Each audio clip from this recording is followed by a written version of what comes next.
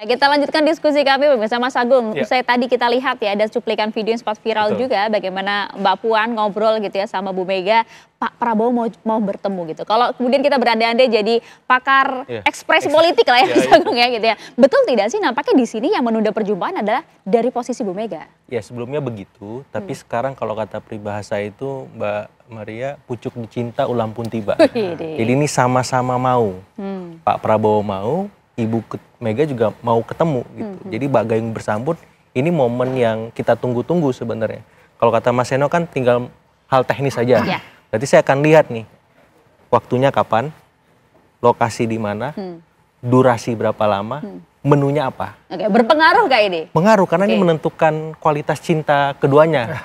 Kan tadi Pak Azwan bilang Pak Jokowi dengan Pak Prabowo itu punya hubungan panjang juga selain Bu Mega dengan Pak Prabowo. Nah, di sini kita akan lihat kualitasnya mana yang paling solid, kuat untuk membuat Pak Prabowo harus bukan memilih sebenarnya, menimbang keduanya ini sama-sama pentingnya gitu. Karena bagi Pak Prabowo relevan untuk bisa berkomunikasi dengan presiden manapun. Karena kalau tidak, ini akan menjadi kekurangan bagi kita sebagai rakyat untuk mendapat masukan-masukan positif dari para presiden-presiden sebelumnya. Termasuk juga kan kalau kita lihat kan Pak Prabowo sudah berjumpa dengan hampir seluruh ketua umum partai politik. Persis. Kecuali PDI Perjuangan. Ya, dan saya kira penting, kenapa? Karena posisi tawar PDIP ini kan di seberang kekuasaan. Dan Pak Prabowo perlu mendengar bagaimana jelang 100 hari pemerintahannya besok, supaya semakin lebih baik lagi kinerjanya. Di sisi PDIP juga penting, supaya apa? Supaya kongresnya nggak diawut-awut, kemudian ada political protection di situ. Yang kedua juga agar anak-anaknya ibu nggak diganggu, ya ada legal protection juga di sana. Diganggu gimana nih Mas Agung? Jangan bawa-bawa. Iya, karena kan itu yang menjadi keresahan ibu waktu di Kongres. Mungkin Mas Seno bisa nanti mengafirmasi bahwa anak-anak ibu ini diganggu.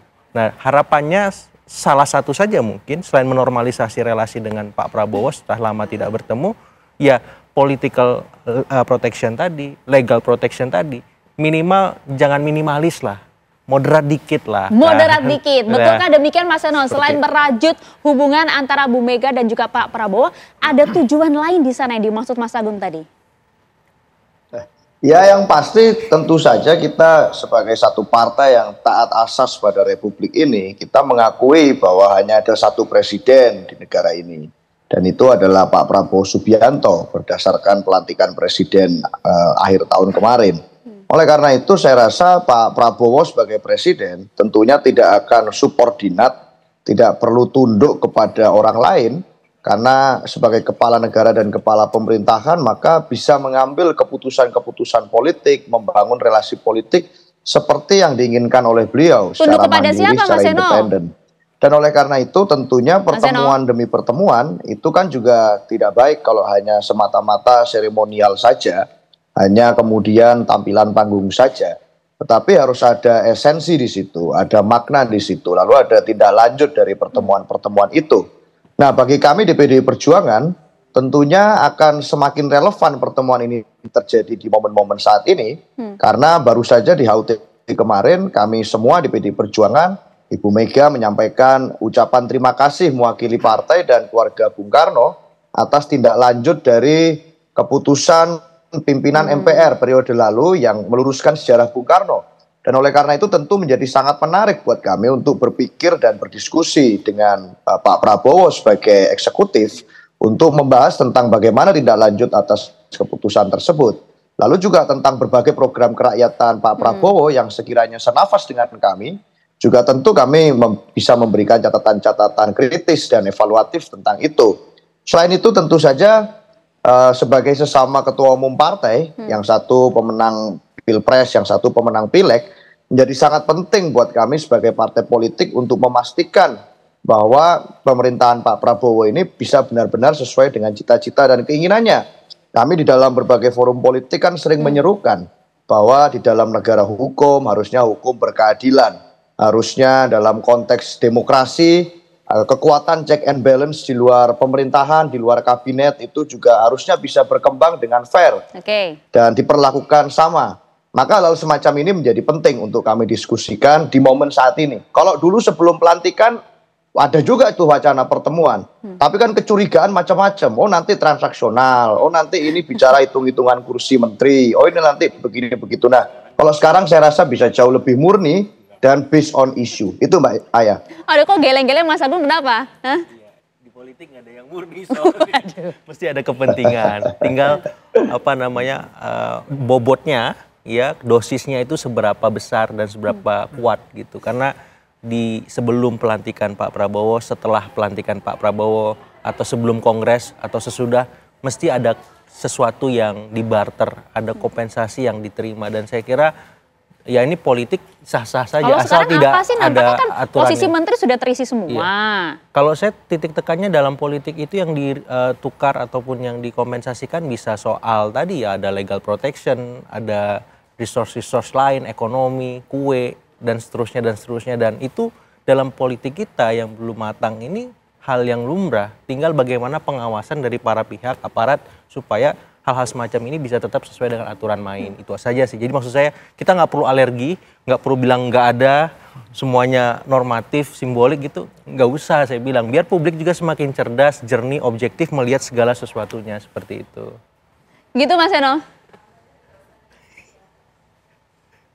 Ya kurang lebihnya pasti akan ada yang dibahas secara substansi. Makanya saya bilang tadi kan, kalau itu hanya seremoni dan simbolik saja, ya buat apa gitu kan pertemuan. Tapi pertemuan itu menjadi punya makna kalau kemudian ada tindak lanjut dari pertemuan itu. Dan itulah kesempatan yang terbaik buat kami untuk bisa berdiskusi dengan Pak Prabowo dan eksekutif terkait sikap-sikap politik kami, terkait dengan seruan-seruan politik kami yang selama ini selalu kami sampaikan. Salah satunya tentu tentang hukum yang berkeadilan dan tentang pentingnya menjaga demokrasi dengan membiarkan check and balance berjalan sesuai dengan koridor demokrasi. Itu Mbak Aya. Termasuk legal protection tadi, kalau kata Mas Agung.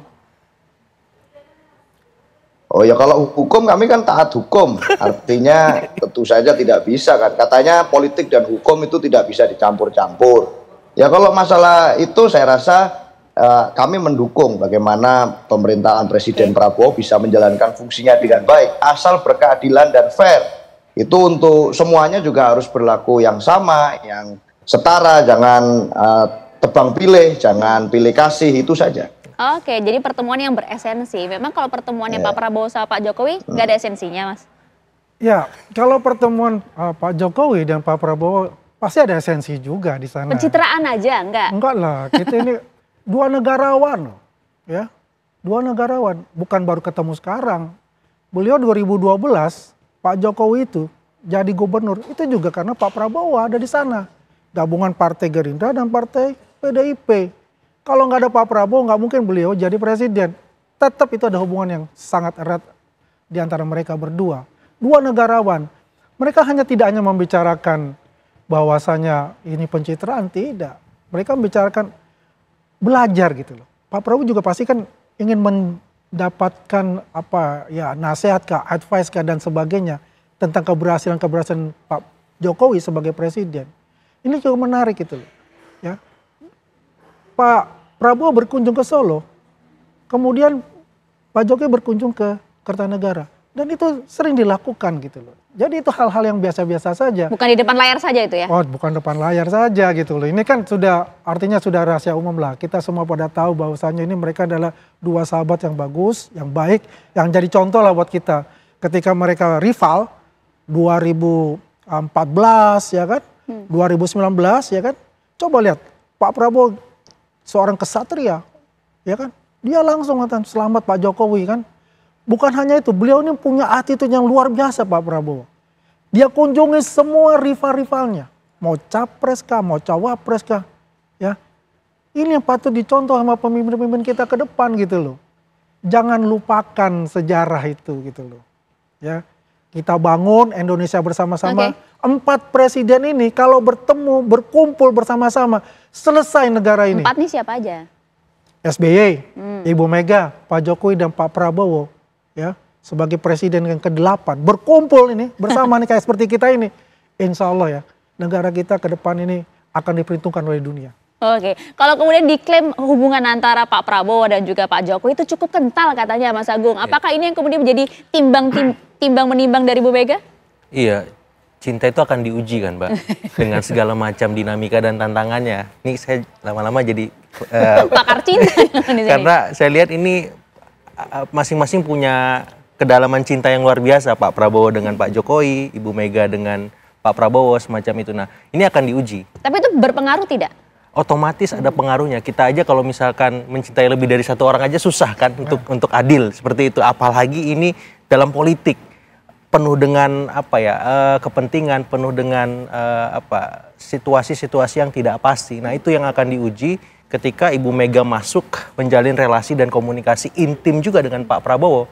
Nah, bagaimana Pak Prabowo memposisikan masing-masing presiden ini? Pak Jokowi, Ibu Mega, kemudian Pak SBY. Itu nggak mudah, tapi saya yakin Pak Prabowo selama ini cukup piawai ya membagi resource-nya, mengakomodasi siapapun lawan kawannya semacam itu. Dan dalam konteks ini penting kita bantu Pak Prabowo-nya supaya apa? Semua presiden ini kata Bang Azman tadi bisa guyup, bisa berkomunikasi semua sehingga kohesi sosial masyarakat kita kuat, dan pun kalau ada tantangan dari luar maupun dalam nggak ada masalah. Tapi kan tidak semudah itu. Karena masing-masing punya cerita dan istilahnya unfinished stories lah. Cinta masing-masing ini belum selesai semua nih. Ibu Mega dengan Pak SBY, Ibu Mega dengan Pak Jokowi, ya. Dan yang bisa merajut itu semua Pak Prabowo karena ceritanya selesai semua.